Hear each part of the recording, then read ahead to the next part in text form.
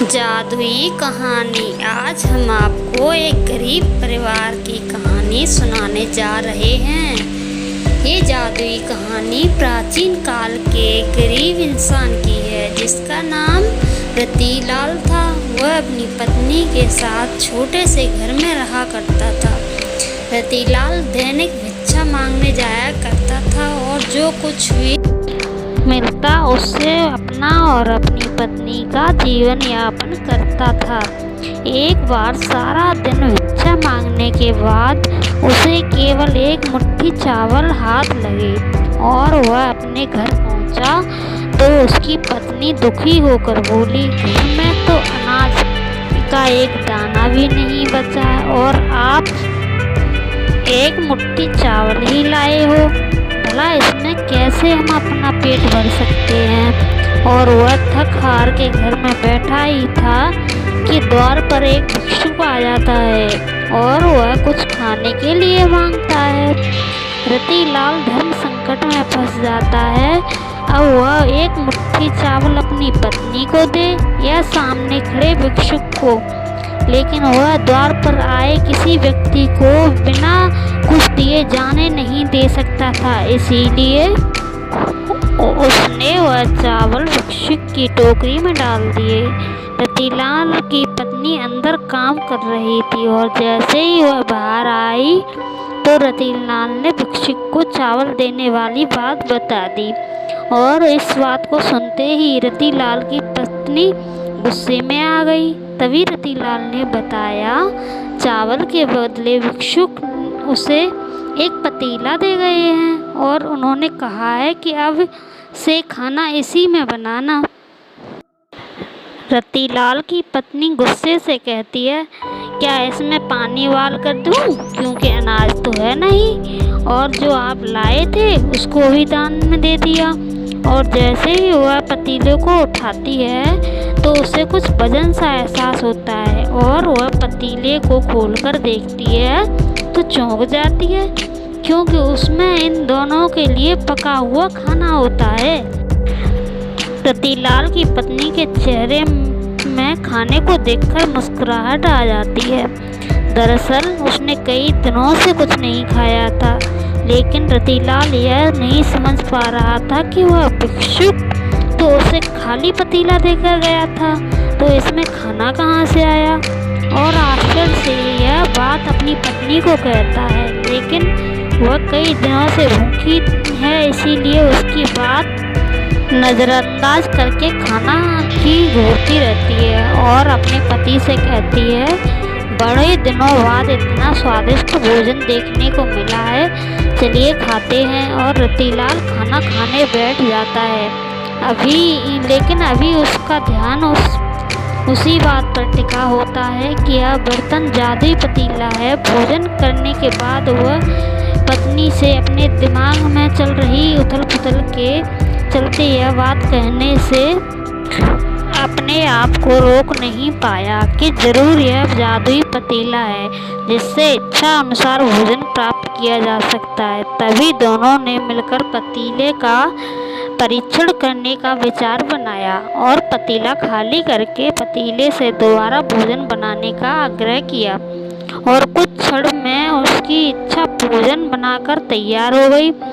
यह देखते ही दोनों खुश हो जाते हैं क्योंकि अब उनकी भूख हमेशा के लिए शांत हो जाएगी और उन्हें खाने के लिए किसी और के सामने हाथ नहीं फैलाने पड़ेंगे। खुश होकर दोनों ने राज्य में ऐलान करा दिया कि वह सारे राज्य को खाना खिलाएंगे।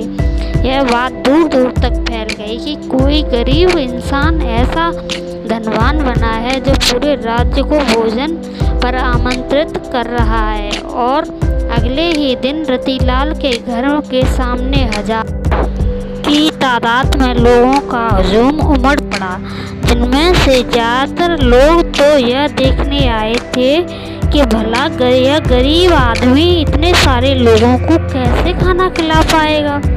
लेकिन देखते ही देखते एक से एक व्यंजन सबके सामने रख दिए गए और सभी को खुला आमंत्रण दे दिया गया, जितना खाना हो उतना खाइए और ज़रूरत पड़े तो घर भी ले जाइए। यह सुनते ही राज्य के सभी लोगों ने जी भर के खाना खाया और अपने साथ अपने परिवार के लिए भी लेकर गए, लेकिन खाना खत्म नहीं हुआ। यह देखकर कुछ लोगों को मन में शंका उत्पन्न होने लगी और उन्होंने राजा से जाकर शिकायत कर दी कि महाराज, जरूर उसने कहीं से चोरी की है, कि अन्यथा उसके पास इतना धन कहाँ से आया कि वह पूरे राज्य को भोजन करवा सके। और राजा भी सच जानना चाहता था। राजा ने रतीलाल को अपने घर बुलाया। रतीलाल ने जादुई पतीले की बात राजा से कह दी। राजा के मन में पतीले की बात सुनते ही लालच आ गया और उसने रतीलाल से वह पतीला प्राप्त कर लिया, लेकिन राजा के हाथ में पतीला आते ही बेअसर हो गया। राजा को लगा कि जादुई पतीले की बात झूठ है और उसने रतीलाल को गिरफ्तार कर लिया और उस पर चोरी का आरोप लगाया। रतीलाल सबके सामने चिल्लाता रहा, मैंने चोरी नहीं की, लेकिन उसकी बात पर किसी ने यकीन नहीं किया।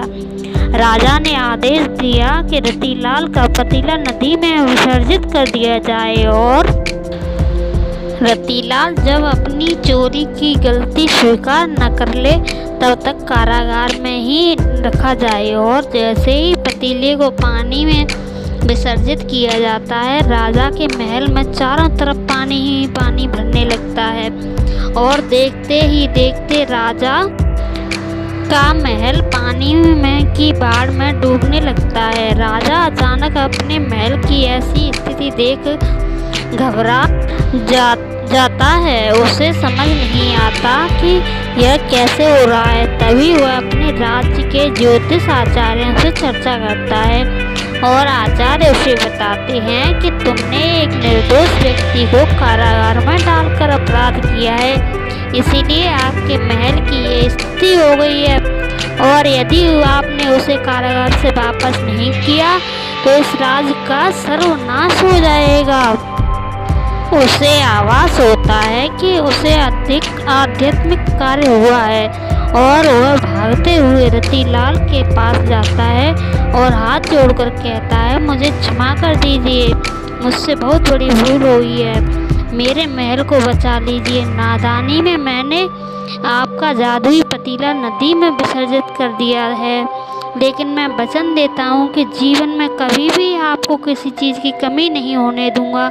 और जैसे ही राजा ने रतीलाल को कारागार से बाहर निकाला, महल में जल स्तर कम होने लगा।